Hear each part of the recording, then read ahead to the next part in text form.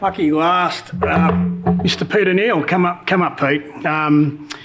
We talked about with Babu earlier around some of the things that we've been doing with Orikan, and Peter's here. He's going to take us through some of the new payment technology that you're doing at Orikan.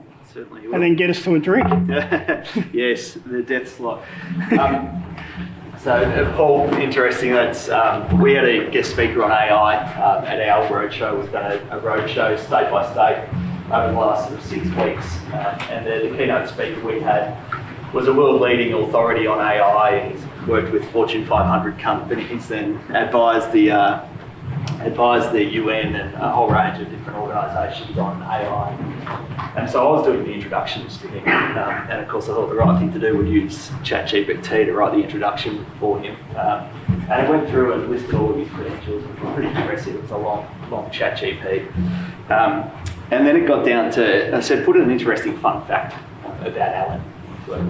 And it did. And it said in his spare time, Alan rewrites music using AI. And I thought, that's a cool little anecdote. I'm going to throw it in there. I hope he does it. Anyway, we went through and I ran the same intro the whole way through. It got to the end and I said, so how do you do the music? He said, no, I don't. So he was too polite to tell me. He came up, was welcomed up time and time again. So it does mean that the instructions matter and check the answers on AI. But I know what you're thinking too. It's sort of 30 minutes slot here before we've got drinks, and he started with a 5-minute anecdote on an introduction. So I promised to get on to the main topic. So Orikan, we're a business that is formed from businesses that have been around for decades, but we're 3 years old.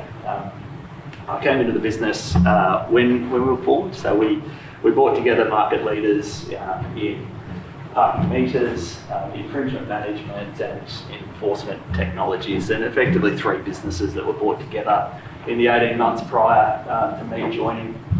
And we brought the businesses together with a view that instead of being a product-based company, we wanted to be a platform-based company and be able to do things that if you only had an individual product doing point-to-point integrations, it's very hard to achieve. So we've spent most of our time in part thinking about how do we make our products best in breed.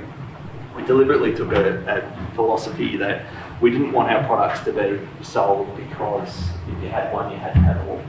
We wanted to sell on the basis that each one of them and the value of them working together was better than individual components or a solution of many providers. Now, that doesn't always mean that we do everything. In fact, almost all times it means that we don't. But it does drive our sort of innovation philosophy and what we're trying to develop with our products. So as it related to payments, we had effectively 2 types of payments if you take out the infringement issuance, and one of those was pay stay. So hands up, who's got a pay stay app on their phone? Good, Christy. Still got a job. And then our Metro Light. So that's about 90% of New Zealand's parking meters and about probably 40% of Australia's parking meters now, and interestingly growing. The main focus was thinking about pay stay. So pay stay was pretty close to the first pay by phone application in Australia. It's developed for the Australian market, and that's sort of where we've been trying to innovate, is in local needs. It had been around for a long time, and when I joined, it looked like it had been around for a long time. So I came into the business. That was really the only window that I had, apart from my Access said they had an experience centre. I'd experienced our experience centre. I've got a couple of parking fines and had to pay for that. So if you've been to our experience centre, thank you for your business. So pay stay, we wanted to refresh it, and I had a whole lot of great ideas. I thought the CEO comes into the business full of great ideas. Christy talked sense to me and said maybe we should go and check if those ideas are good ideas, which is quite a humbling experience. Turns out a lot of them weren't. But we did a big research, so we went state by state and we sent people out, many of our people actually, who were either developing products or coming up with good ideas, out with clipboards, doing observational studies in every capital city in Australia. and watched how people paid when they were parking. And it was a really interesting exercise. And once you see it, you can't unsee it. And my wife reminds me frequently how tragic I am watching people pay for parking. And so I'm really interested on look at. But if you watch people get out of the car, this is pretty standard behaviour. There's some who are really native app users. Babu, my CEO, who spoke earlier, is not one of those, and it drives me nuts, but he pays at meters. What you see is people get out, and typically they'll then start to look around. They look around, and then they'll find what they're looking for, which is usually a meter, and then they'll walk over to the meter, and the meter will have a whole lot of branding wrapped around it, bright colours or something, and it'll say download an app and pay. And what we saw was people standing in front of something with a couple of buttons and use a card and pay. So a lot of people are still paying at the meter. So we looked deeply into that. We then see people who would try and get the app, and we watch people download an app and then go through a login process, or maybe standing beside a parking meter. They get to a point where they need to pull out a credit card, and now they're standing next to a meter with a credit card in their hand. So we're seeing all these sort of proof points around, like, why the hell are we trying to convince people when they're standing next to a parking meter to use an app? It's the wrong approach. Why don't we just figure out how people want to pay? And for us, as a company who has apps, we've got meters, we don't particularly care how you pay as a consumer. What we want to do is try and make it as easy as possible for people to pay. And then on Babu's side of the presentation is, then we want to be outstandingly good at making sure that you haven't paid to catch them. And that's the holy grail, I think, for cities, is to say, you don't want to be catching the people who have just been held up for a little bit because the doctor's running late, shock horror, and you pay to the meter and you can't pay, and people are running the gambit, running the risk. And you catch those, or you catch the person who's just got back in the car, and then you've got a conflict with one of my tenants out there trying to issue a ticket. You want to catch the people who are deliberately not paying, seriously overstaying. You want to catch a really high proportion of those. What you see people come out, pick up the tickets, they got, and they knew they're taking a risk. The people who are really annoyed are the people who haven't been able to pay, or they've been held up with something and they haven't been able to update that payment. And that's problematic. So our experience when we sort of did that deep research was there needed to be a simpler solution to a meter. And what that meant for us is we actually redeveloped the interface of our meter and took steps out, made the interface a whole lot brighter and updated with usability in our meter. Because we'd often see when people would actually get to a meter, then they'd look at it and they'd be squinting and the sun's on the screen and they can't see that. Anyway, I watch away from people with parking meters, but a parking meter is not always easy. There also needed to be an appless experience, and people told us that all the time. I've got too many apps on the phone and I want another app. Or to download an app when I'm standing there, it's going to take me longer to download an app, put in my details, all that sort of stuff. I just want to pay out, grab my stuff and leave. So an appless experience was something. You needed a reason then to get into an app. So there's a reason why people want you into apps if they sell apps, and there's a reason why you want people to be frequent users in apps if you're a city. But you've got to make that a compelling reason rather than push it down their throat. Streamline the sign-up process. Ours was clunky, most of them are, and multiple payment options was the other. We went ahead and did Google and Apple Pay, and I think we were pretty close to first to market for that, and MasterCard Quick to Pay we've put in place, and so more options to sign up, social logins, more options to pay, and automated zone detection. That was the other big where people would park, and if you've had the experience, you sort of park, you get your app open, and then you start looking for a sign with a long series of numbers in it. You wonder whether you're going to get that. If you get that wrong, by the way, you'll get a fine. But that's not particularly easy. It should know where you are and allow you to just select your zone and pay. So we put a lot of work into our GPS on that.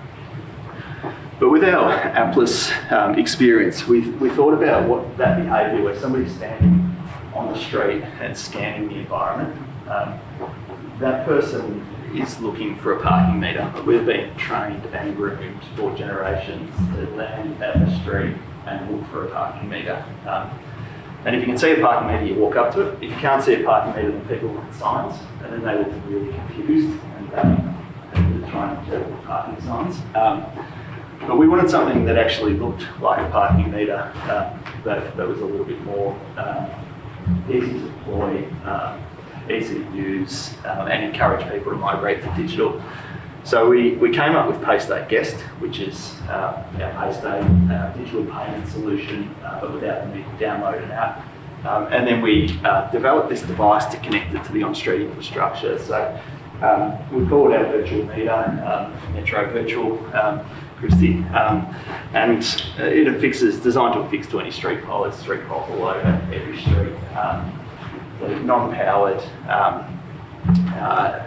easy to put on, difficult to take off, important for anything you put on the street, made out of hard hat material and a whole range of other things that make it sensible to have on the street. And then we use QR code and RFID devices to trigger either PayStay. If you've got PayStay, you hold it up to one of these devices, it'll pre-populate it with where you are, and it'll log into your account.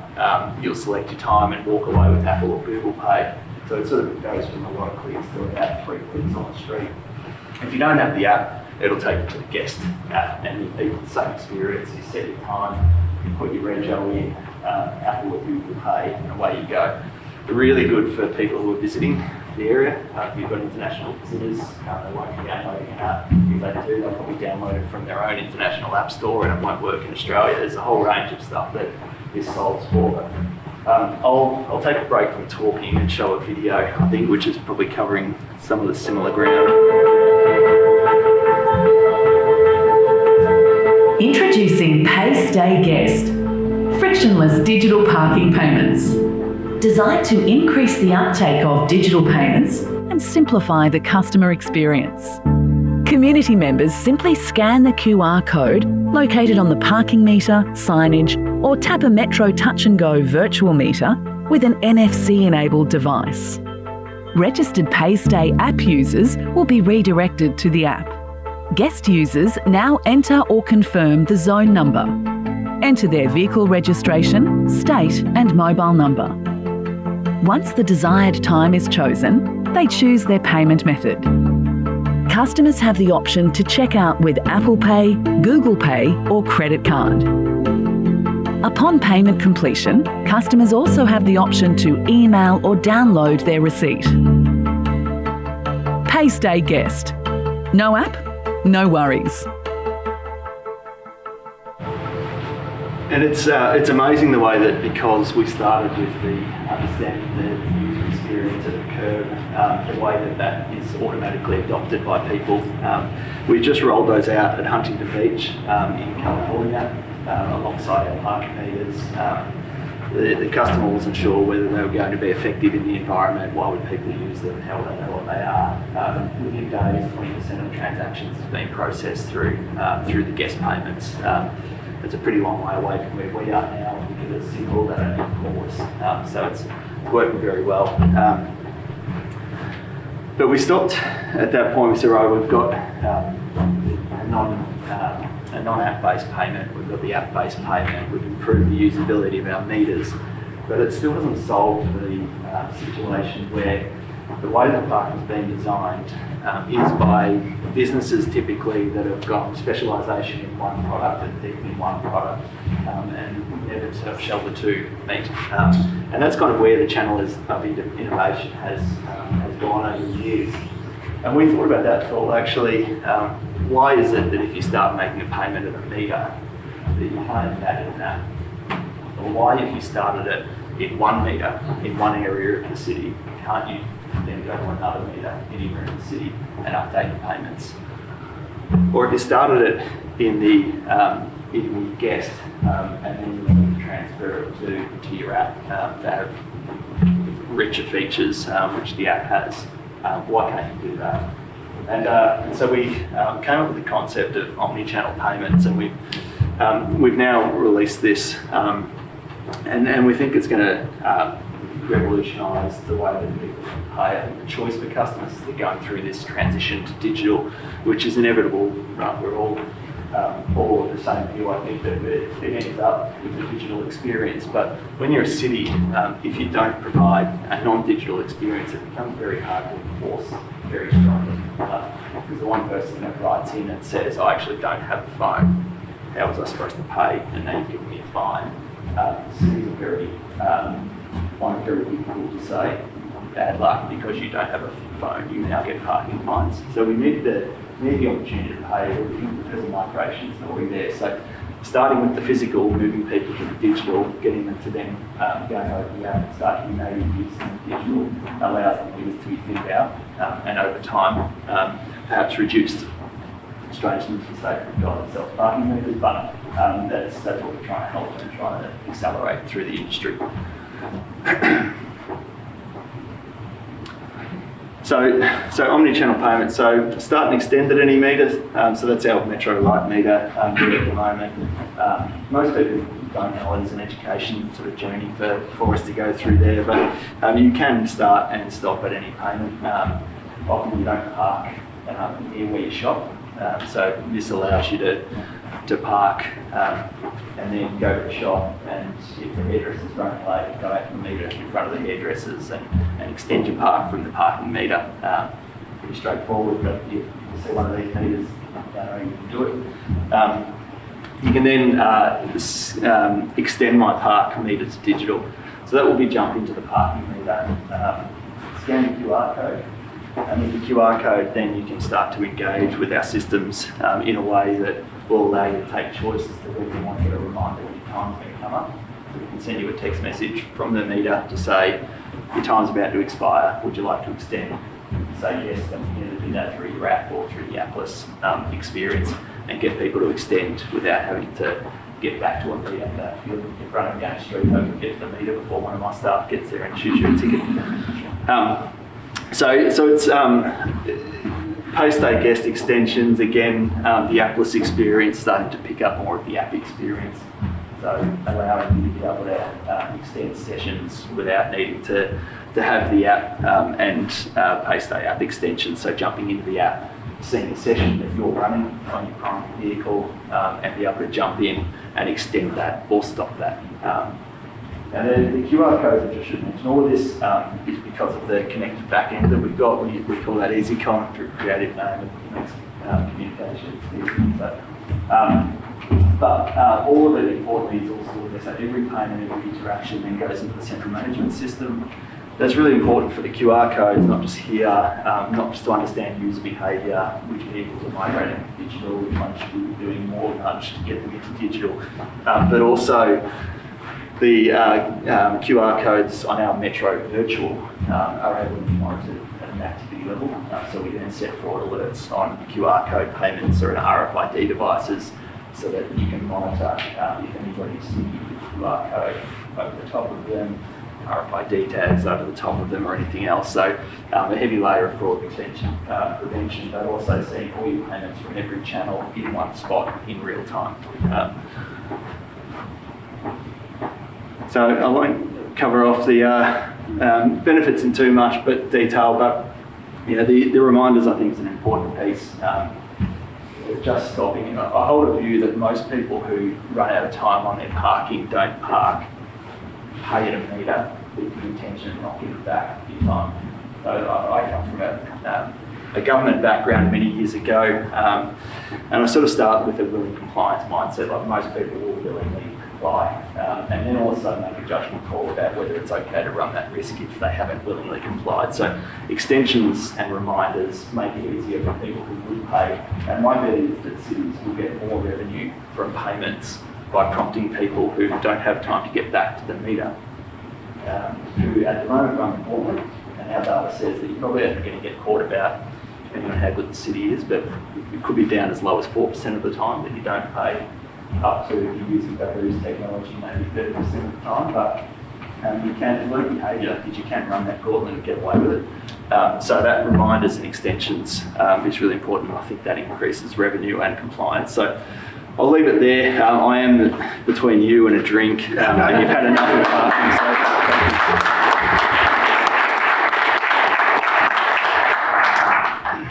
No, they've still got to hear from me, Pete. So we'll keep it for a few I'm more so minutes. sorry. So sorry. I've got one question. Yes. With 80% of enforcement coming up in force, is your licence plate whitelisted? I plead the fifth. No, it's not. Tony? Normally when you park it, there's like a maximum of 2 hours. If you put an hour and a half in, Yeah. will it stop you going over the 2 hours? Yeah. So it all buildings. Yeah, The yeah. council can configure those rules. Yeah. The council can say, you have to move zone, and they can give a cool down period of 15 Yeah. minutes or 20 minutes, all of that. Yeah, so it's all sort of back-end settings, and some will handle it by area, some will handle it at bay level, some will allow it, but yeah, it's a configuration piece. What is Melbourne's grace period? What is? Melbourne's grace period. Oh, Zero, it'd be zero. yes. Look, Melbourne's probably okay for you, but don't go to Stockton. Airport, don't go there either. Jono? That's my team. Why has it taken people so long to do this, like not have an app? I think it's because of you. The logical people who would do it are people who have a meter or they've got an app. And if they've got a meter, they want you to have a meter. If they've got an app, yeah, but they're not thinking about you. That's the issue. Like, that's the best user experience ever. Just scan and pay, done. Yeah. Put download phone. That's our view too. But there's a lot of companies that it only really comes in if actually you don't really mind where people pay, because for us, we just want to provide an ease of payment solution. We approach business by saying we want to understand policy from our customers and then wrap a solution around that. Like we want to put products into your environment, you know, okay, you can use them. It's interesting, Jono, your boss just asked me for a quote for an app. I know, he's saying I'm like, we don't need that. No, well, we've got a lot of solutions where you don't download an app. There's a great thing called a web browser for a reason. It's an app with everything. Martin? What do your friends say when you help centers like the more companies? Yeah, I actually, It's safe to hear that when you say that in New Zealand. yeah. No, I usually open with it. So I played tennis on a Thursday night. The guy that I'm playing tonight, which means I can't hang around the gym for too long, but the guy that I'm playing tonight, he said, "What do you do?" Last time we played them, and I said, "Oh, I run a parking business." And he said, he immediately jumped into it. I got it and unleashed a tirade about his mind and that he got it out in the city council. And I said, I hope you're nice to that. That was one of my people. Thank you for your business. Now, look, I've always worked in either government or high-profile government services. The last job was sort of defence, contracting, doing federal government work. And, so I sort of, if you actually understand the rationale behind what that policy is and why it's in place, we all get frustrated about getting fines when they come. There's a really easy way to avoid them. And we're making it easier to avoid them. That's our aim. Questions? I will make a comment. I wish I had Christy or someone similar around when we were building UbiPark, because we would have not spent and wasted a lot of money on building out great ideas that I had that weren't really great